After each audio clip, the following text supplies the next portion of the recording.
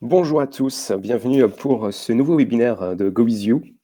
C'est un plaisir d'être en votre compagnie pour ce nouveau webinaire qui va enclencher une nouvelle série, vous allez voir, dans un format un peu singulier, puisque je ne serai pas seul à animer ce webinaire, bien au contraire, nous aurons un témoin qui va occuper l'essentiel de la scène pour environ 30 minutes. Aujourd'hui, l'objectif de ce webinaire, comme c'était noté dans le descriptif, c'est d'en savoir un peu plus sur Chrome OS et puis de rentrer justement dans des cas pratiques avec des témoins pour apporter leur éclairage sur leur vécu, sur la manière dont ils ont intégré la solution et sur la manière dont ils se projettent à l'avenir. Alors pour démarrer ce webinaire, je vous propose tout simplement, si vous ne l'avez pas encore vu, eh bien, d'avoir une petite vidéo sous forme d'introduction, une séquence très très courte, mais qui mettra justement les éléments clés en avant. Je vous propose de la lancer dès maintenant.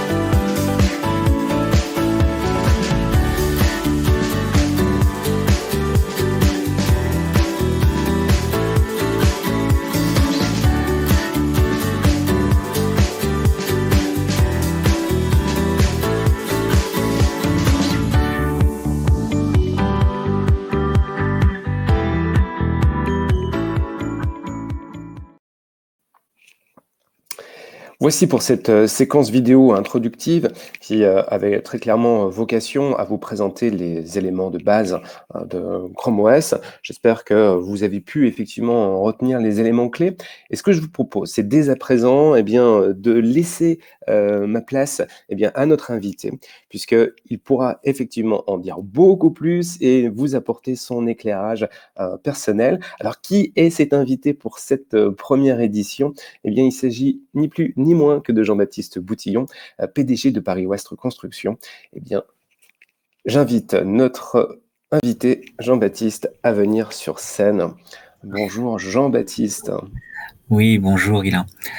Merci pour cette invitation. Alors, je ne sais pas si je pourrais en dire beaucoup plus que vous sur Chrome OS, puisque notre métier n'est pas de mettre en œuvre et de vendre des solutions Bien informatiques et évidemment. des solutions logicielles.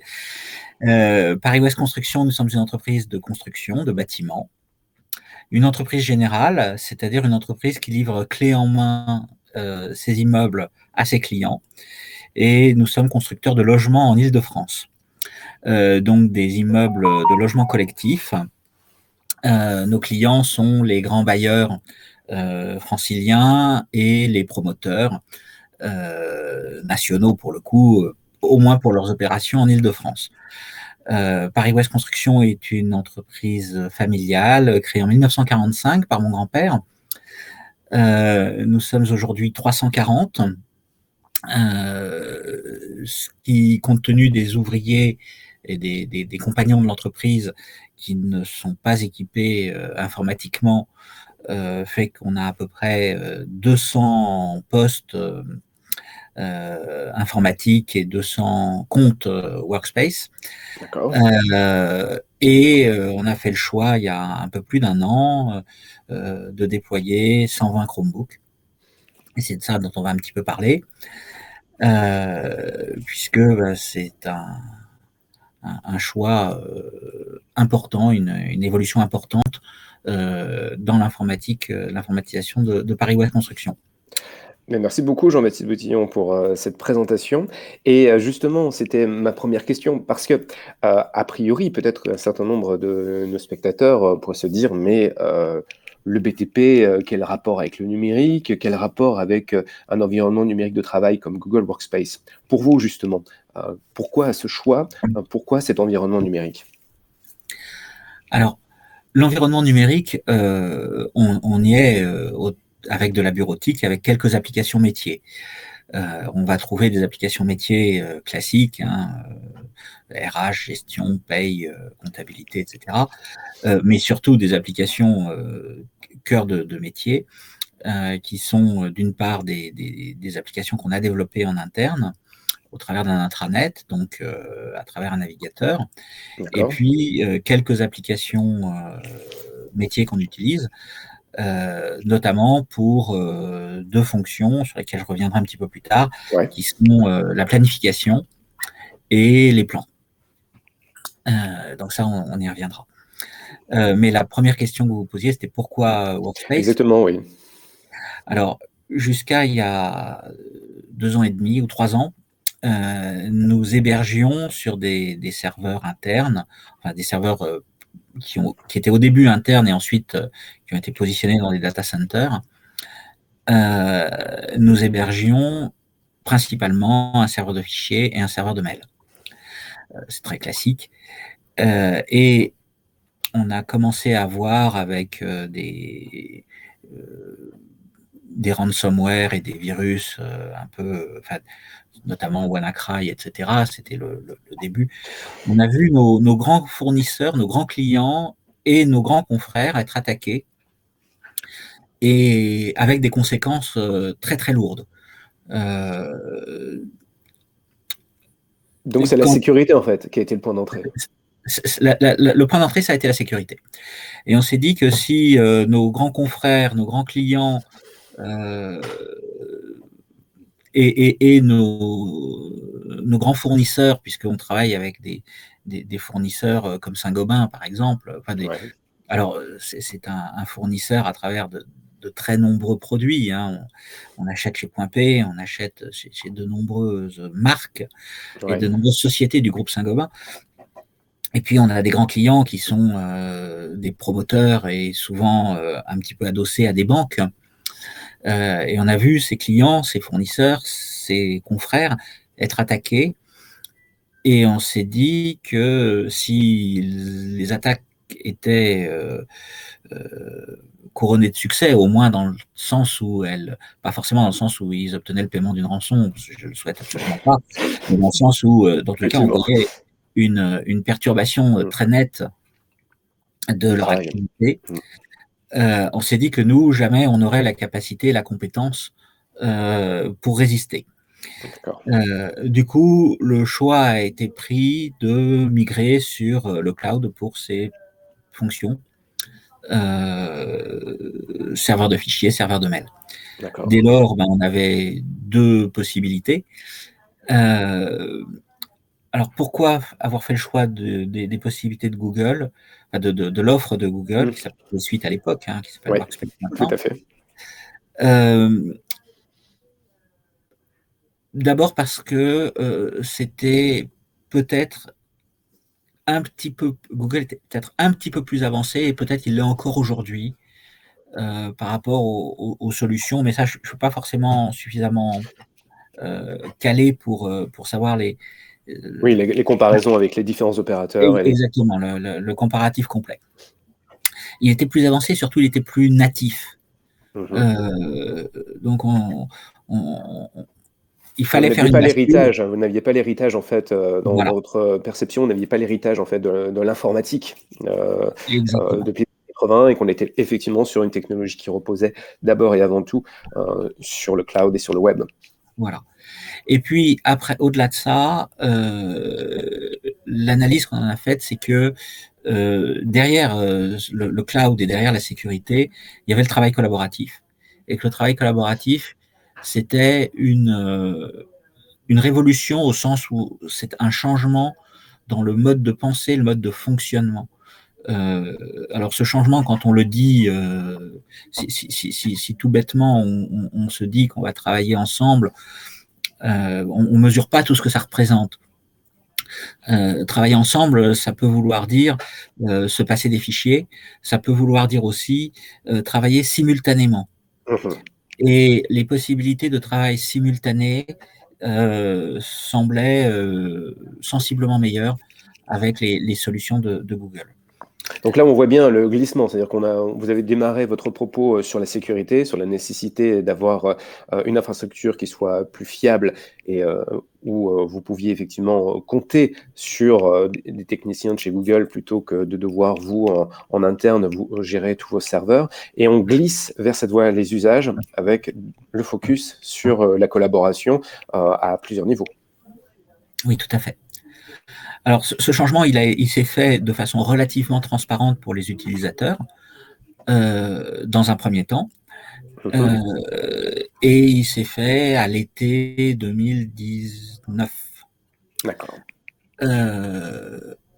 C'est ça. Donc Il y a bien 2 ans. avant la pandémie de Covid-19.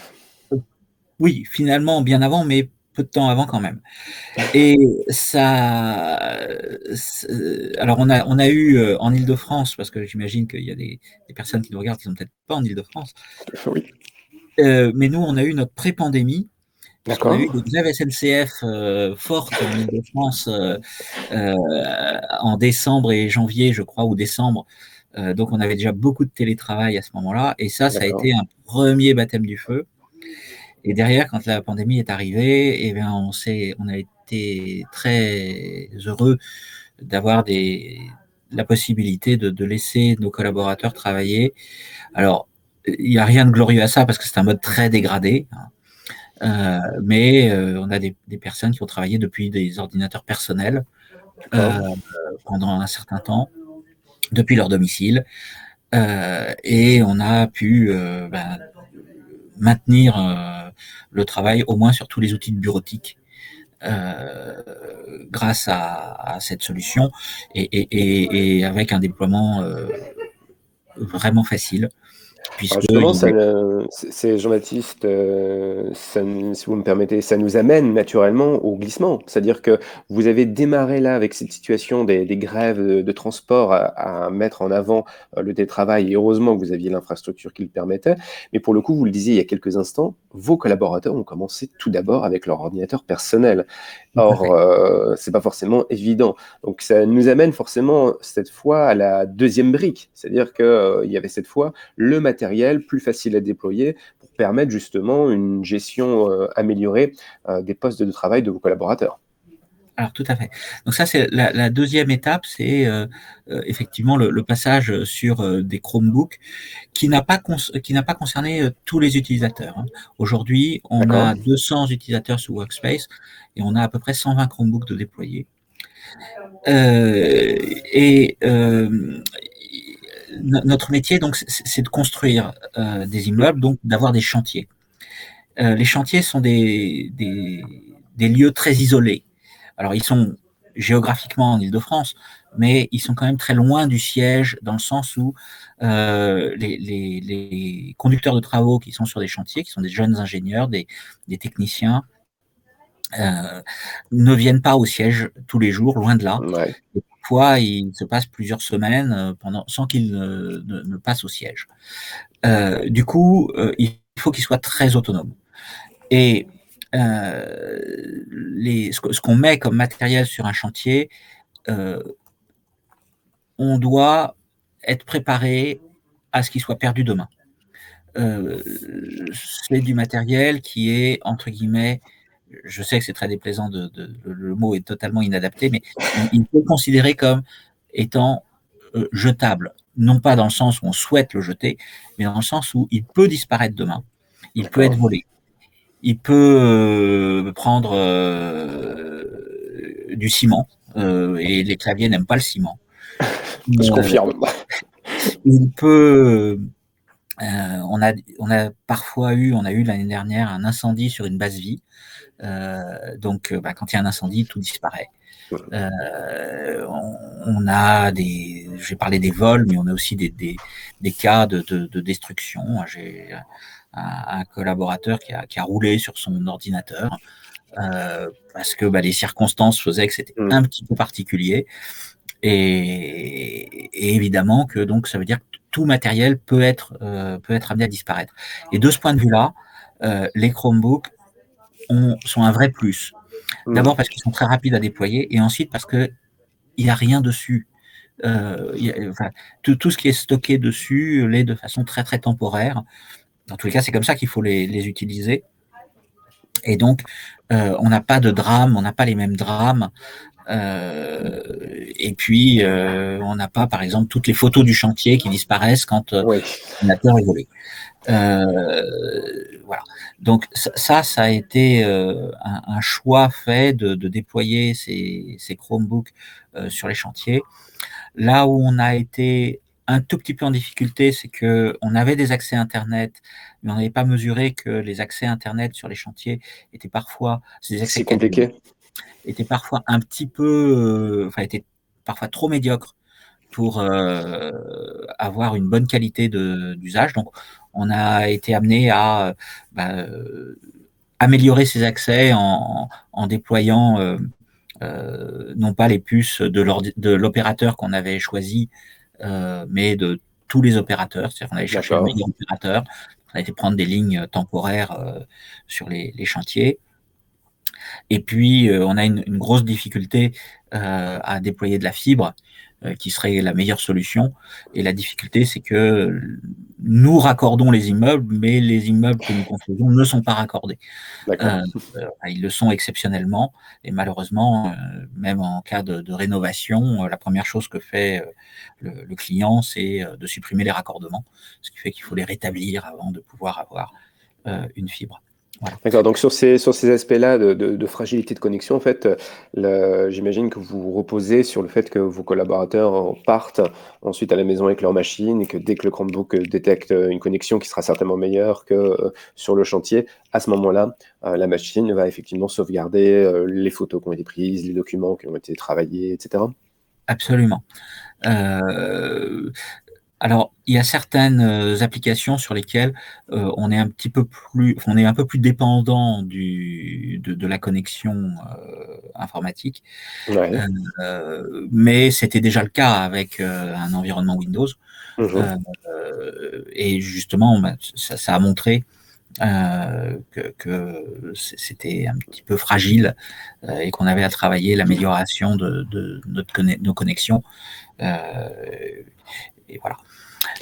Donc, on a aussi excusez-moi. On a aussi déployé des Chromebooks au siège, mais pas sur tous les services. Tous les services qui utilisaient majoritairement Excel, les bureaux d'études, etc., sont restés pour l'instant sur l'environnement Windows Excel. Et ça fait partie des choses qu'on a à améliorer, tout en sachant qu'aujourd'hui, dans les bureaux d'études, il y a des stations de travail pour travailler les plans et travailler les maquettes numériques, avec un logiciel principal qui est AutoCAD et Revit pour le BIM. Le BIM, c'est la maquette numérique riche. Et aujourd'hui, on n'a pas d'équivalent sur d'autres plateformes. Donc, là, on a des stations de travail qui vont rester sur cette forme-là. Et donc, pour le coup, qu'est-ce qui a migré alors, sans difficulté? Alors, ce qui a migré, c'est les services administratifs. Ont migré. En fait, tout ce qui est en soutien des chantiers. Voilà. Donc, alors, il y a des choses qui se sont très bien passées, des choses qui ont été un petit peu plus difficiles. Ce qui s'est très bien passé dans l'adoption de l'environnement Google, d'abord, ça a été la possibilité de créer des drives partagés. D'accord. Auparavant, il y avait un administrateur réseau, en l'occurrence, on passait par un prestataire, donc il fallait à chaque fois demander la création d'un répertoire partagé, et c'était toujours un petit peu compliqué.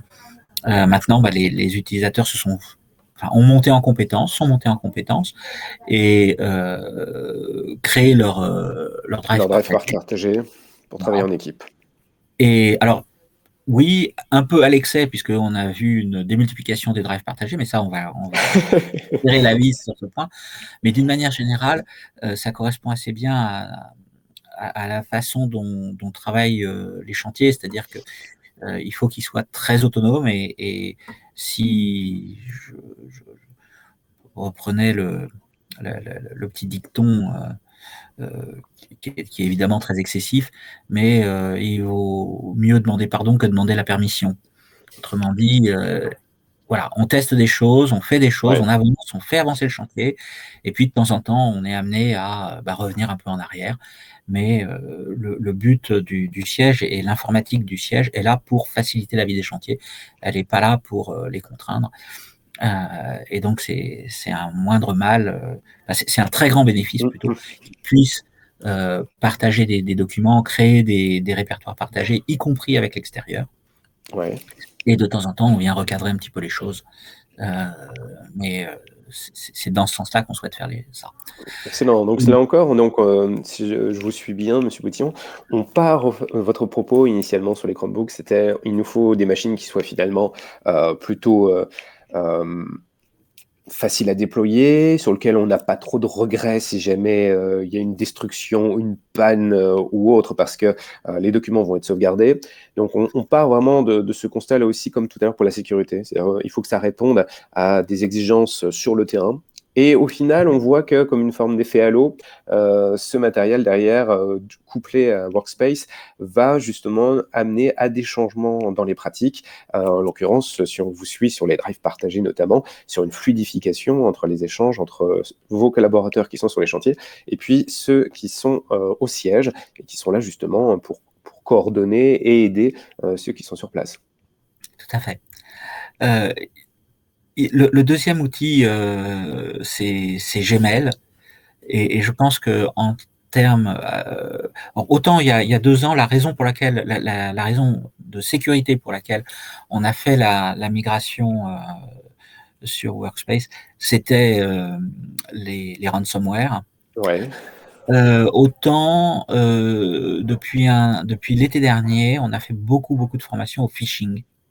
D'accord. Et on a vu, là encore, on a été victime indirecte de détournement de fonds, c'est-à-dire que on a eu des tentatives de détournement de fonds chez nos clients, des fonds qui nous étaient destinés et avec des tentatives de détournement, des fraudes aux fournisseurs, des fraudes au président, etc. Ouais. Et l'environnement Gmail est quand même un petit peu plus, je trouve, pertinent que ce qu'on avait auparavant. Est-ce que vous pouvez nous expliquer justement brièvement Par comment exemple, pour vous le fait que les messages externes et venant d'utilisateurs non référencés sont un peu mieux signalés. oui, Peut-être explicitement que labellisé avec une petite voilà, pastille jaune une petite externe. pastille exactement. Donc tout ça, c'est parce que quand on demande à un utilisateur de ne pas cliquer sur un lien sans avoir vérifié Qui était l'adresse l'expéditeur. mail de l'expéditeur, on voit des choses assez sophistiquées. Alors, c'est pas très sophistiqué. Hein. Il Quand faut on y d'orthographe réfléchit. grossière, du design qui laisse à désirer, ce genre de Oui, choses. mais même par exemple, avoir la vraie adresse mail dans l'emplacement du nom. Bon, ça, c'est un piège qui est pas totalement évident. Enfin, c'est pas. Voilà, les fautes d'orthographe, c'est plus facile. Les trucs où le nom de domaine n'a rien à voir. Tout ça, c'est des choses qu'on détecte. En revanche, quand on commence à avoir un libellé d'adresse qui est en fait qui contient l'arrobase et le vrai nom, l'arrobase et le vrai nom de domaine, mais avec de façon un petit peu plus cachée l'adresse qui est elle totalement différente. Ben là, effectivement, on se fait piéger. Et du coup, Donc ça, c'est les petits raffinements comme ça de Gmail qui aident finalement exactement, dans votre sécurisation, en invitant les usagers immédiatement à être davantage vigilants parce qu'ils voient que exactement, l'expéditeur ne fait pas partie de la maison. exactement, exactement. Voilà. Est-ce que vous avez pu voir justement, je me permets cette question sur le pouce, puisque vous parlez de Gmail, est-ce que vous avez pu voir des changements aussi opérés par rapport aux pièces jointes qui sont souvent, en termes de sécurité, un problème? Alors, les pièces jointes reçues, non.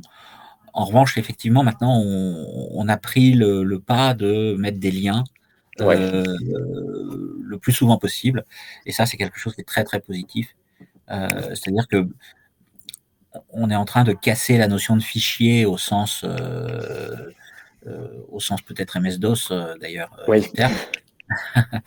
Voilà. Il y a une fonctionnalité qu'on commence à déployer, qui est extrêmement prometteuse, un petit peu complexe, mais extrêmement prometteuse, c'est les groupes. ouais, Alors, ça a toujours existé pour les administrateurs réseau et les informaticiens, mais le fait de donner la possibilité aux utilisateurs de créer leur groupe, de les gérer au plus près de la hiérarchie. Maintenant, voilà, quand un collaborateur passe d'une structure à une autre, ben, ça se fait plus aisément. ouais, il passe d'un groupe Et à un autre. voilà. Et il faut savoir que c'est une fonctionnalité qui est importante pour nous, puisque nos chantiers durent à peu près 18 mois, ce qui veut dire que tous les 18 mois, tous les collaborateurs d'un chantier vont le quitter, D'accord. puisque le chantier se terminera, et ils Mhm. iront sur un autre chantier. Et parfois, on a des personnes qui vont sur un chantier entre deux, c'est-à-dire que voilà, on démarre un gros chantier, donc il faut dépouiller certains chantiers euh, qui peuvent libérer quelques-uns de leurs collaborateurs. Et donc, du coup, on a beaucoup plus de mutations que dans des services, que dans nos services Oui, d'entreprise. administratif par exemple, où Voilà, ça où bouge, là, il y a ça bouge beaucoup plus plus. de stabilité. Mhm. Et du coup, la possibilité de gérer les groupes au sein de la hiérarchie sans passer par des services informatiques, ça, c'est très, très apprécié. On y retrouve donc la souplesse que vous évoquiez tout à l'heure pour les drives partagés. Vous avez Exactement. donc des collaborateurs qui vont aussi être particulièrement en avance en allant chercher justement la création de ces groupes et puis eux-mêmes faisant la bascule, quittant volontairement un groupe parce qu'ils savent que le chantier se termine pour aller en rejoindre un autre.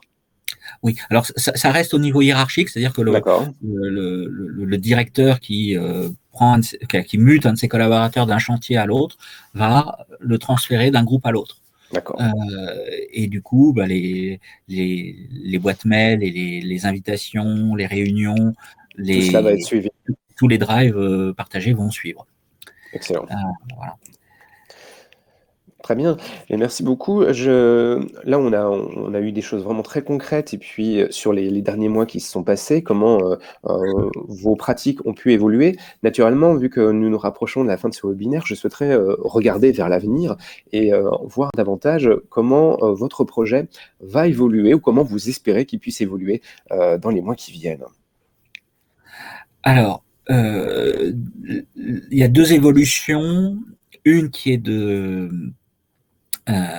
d'améliorer la compétence des collaborateurs qui utilisent soit Workspace, soit Chrome OS. Donc on a fait des formations, on a fait en fait 3 grandes périodes de formation. Une Ouais, lors de la distribution des Chromebooks, et puis on en a refait une 2 mois, 1 mois et demi après, et une 6 mois après. Formation plus coaching, avec une bascule avec beaucoup de formation, peu de coaching au début, et beaucoup de coaching, peu de formation à la fin, maintenant, d'accord. maintenant. Et en fait, on s'est aperçu que c'était pas tout à fait suffisant, donc on a décidé de recruter une personne, une jeune femme qui passe de chantier en chantier, de service en service pour expliquer, déployer les bonnes pratiques, répondre aux questions et être un petit peu référent, D'accord. pouvoir être en appui à tout moment des utilisateurs. Donc ça, Voilà. donc, dans vos perspectives, vous avez donc cette référente, qui sera là pour consolider, tout ce qui a été accompli, durant les mois de formation et de coaching. C'est Voilà. un 1er point. Alors, il y a un deuxième point qui est toujours sur les conducteurs de travaux. Euh, euh, on a résolu, on avait 3 problèmes qu'on avait sous-estimés, parce qu'on avait 3 solutions qui en fait se sont révélées insuffisantes. Le premier problème, c'était les fichiers PDF, Ouais, euh, à savoir que donc on trouve un lecteur PDF natif dans Chrome OS, on peut trouver Adobe Reader, enfin Acrobat. Ça, c'est très bien, mais la version Windows est beaucoup plus riche. Et donc, on a trouvé une application Android, en l'occurrence, qui permet de faire notamment une chose qu'on aime beaucoup faire sur les chantiers, c'est de prendre des codes sur un PDF. Alors, c'est des codes un peu approximatifs, mais voilà, de mesurer, de prendre des mesures sur un PDF et de les annoter. Et là, donc, on a mis un petit peu de temps, mais on a trouvé maintenant la bonne application qui va parfaitement bien. Donc là, vous profitez pour le coup du fait que les Chromebooks peuvent faire tourner sans problème toutes les applications du Play Store. Et donc, après avoir trouvé votre perle, c'est une application que vous avez déployée ensuite sur les machines. Oui, on l'a déployé avec la console administrateur. C'est déployé automatiquement. Il y a un deuxième sujet sur lequel on est en train de résoudre le problème. Il y a deux autres sujets qui sont les plannings. D'accord, oui, vous en avez parlé tout à l'heure en introduction, oui. Voilà, et puis les plans. Donc, sur les plannings de Gantt, l'usage qu'on en a, c'est vraiment uniquement la planification au sens planning de Gantt, par opposition à toutes les applications de gestion de projet. Ouais. Donc, on avait trouvé une première application, mais qui n'est pas suffisamment riche pour nos besoins. Et on est en train d'en trouver une deuxième. Donc, il y a deux candidats sur cette application. Et je pense que dans les deux, enfin, que les deux doivent pouvoir fonctionner. On va voir lequel on retient. Et puis, sur les fichiers DWG, qui est le format de fichiers de vos plans. Là encore, on a maintenant trouvé une application qui fonctionne bien, avec la difficulté que on ne veut pas faire du dessin. On veut pouvoir faire un tout petit peu de dessin. Oui, juste quelques retouches ponctuelles sur le plan qui aura été élaboré et principalement faire des annotations, exactement. D'accord, ouais. Mais le rôle d'un conducteur de travaux n'est pas de venir modifier le plan initial. Voilà. Il y a des bureaux d'études qui sont payés pour ça et qui utilisent des logiciels et des surcouches sur notamment AutoCAD, et qui font ça de façon beaucoup plus sûre. Par contre, voilà, il faut qu'on puisse prendre des codes, annoter et faire ponctuellement des petites retouches, avec la difficulté que ces logiciels sont souvent extrêmement complexes. Donc là, on a trouvé un logiciel qui est suffisamment simple et quand même suffisamment riche pour nos besoins, et donc on termine de le tester et on le déploie dans la foulée. Petite question purement pratique. Sur ces annotations, est-ce que vos équipes travaillent avec un stylet ou est-ce qu'ils travaillent avec le doigt? Alors, les annotations, en fait, on est en train de tester des grands écrans tactiles, des écrans de 65 pouces. D'accord. Et donc là, c'est du travail au stylet. Ouais. Je pense qu'on ne s'est jamais posé la question de le faire avec le doigt, mais peut-être que ça pourrait être fait avec le doigt. En revanche, les annotations, en fait, ce qu'on fait, c'est surtout un nuage de points avec une bulle de texte. D'accord. Donc c'est des blocs de texte, donc en fait, vous allez utiliser le clavier physique ou le clavier virtuel, d'accord. Voilà. Et puis, je sais qu'on utilise même la dictée vocale. On teste au moins l'utilisation de la dictée vocale. Pour saisir les blocs de texte plus rapidement. Exactement. Notamment quand on est au stylet sur le grand écran. Alors, le grand écran, il a l'avantage de pouvoir travailler à deux. C'est pas tellement le fait de travailler simultanément, enfin c'est pas les deux qui écrivent, mais c'est 2-3 personnes qui sont devant leur écran de télé, c'est un 65 pouces, donc c'est très grand, et il y en a une qui va faire les annotations que les deux autres vont demander. Typiquement, pour le cas d'usage, c'est un plombier, un électricien et un maçon. Donc le maçon doit faire un trou pour laisser passer le réseau du plombier et le réseau de l'électricien. Et la question, c'est où est-ce qu'on met le trou et qui passe en premier. Alors l'électricien, lui, il a un réseau qui peut monter et descendre, il n'est pas gravitaire. Le plombier, il y a certains de ces réseaux qui sont gravitaires, les évacuations. Donc, c'est lui qui commande, et en plus, il a des diamètres qui sont très supérieurs à celui de l'électricien, généralement. C'est un câble, c'est rare que ça fasse 20-30 cm de diamètre, c'est pas notre métier. Voilà. Mais donc, on fait ces dessins avec la partie bureau d'études structure pour savoir où on peut mettre un trou dans le béton avant de le construire, avant de le découper. Donc, il ne faut pas qu'il y ait trop d'armature à cet endroit-là, il ne faut pas que ce soit trop ferraillé. Et puis, on dessine les réseaux ensemble. Donc, il y a une personne qui tient le stylet et qui dessine, mais avec les deux autres qui sont immédiatement à proximité. Excellent. En tout cas, on a une très belle illustration là de tout cet aspect pluridisciplinaire qu'on a autour d'un chantier, et sur le fait qu'effectivement, des outils collaboratifs, en particulier numériques, facilitent sérieusement les choses. Oui, alors, et on n'est pas sur des outils de bureautique. On est sur d'autres outils. Voilà. Et en fait, c'est ça, c'est-à-dire que la difficulté du travail collaboratif, c'est que ça revêt plein d'aspects. Il y a le fait de travailler successivement sur un même document, le fait de travailler simultanément, mais dans des lieux différents sur un même document, et le fait de travailler simultanément et dans le même lieu sur un même document. Et on a besoin de temps en temps de tous ces aspects du travail collaboratif. Ouais, vous venez de nous donner une définition parfaite de ce que pourrait être de ce qu'est le numérique collaboratif pluriscalaire. On est à plusieurs échelles, localement, à grande échelle, en même temps et parfois totalement asynchrone. C'est extrêmement riche. Ça reflète finalement aussi toute la diversité et la richesse de votre métier. Merci. Notre premier métier reste de construire des immeubles, hein. Mais c'est vrai que pour construire des immeubles, on a à gérer un flux d'informations qui va commander un flux de matériaux. Et oui, le digital change la façon dont on construit les immeubles. Et c'est pas fini. C'est pas fini, c'est loin d'être fini. Eh bien, merci beaucoup, Monsieur Boutillon, pour cette participation et ce témoignage de très, très grande qualité. C'était vraiment passionnant de vous écouter. C'était vous qui inauguriez le bal pour cette nouvelle série de webinaires. Donc, c'est vraiment un grand plaisir de l'avoir fait en votre compagnie. Je remercie tous ceux qui aussi ont suivi ce webinaire, qui sera donc disponible en replay, notamment sur YouTube.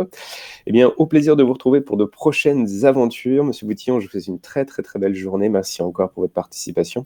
Et toute l'équipe de GoVisio vous dit à bientôt pour un prochain webinaire. À bientôt. Merci, bonne journée. Au revoir. Au revoir.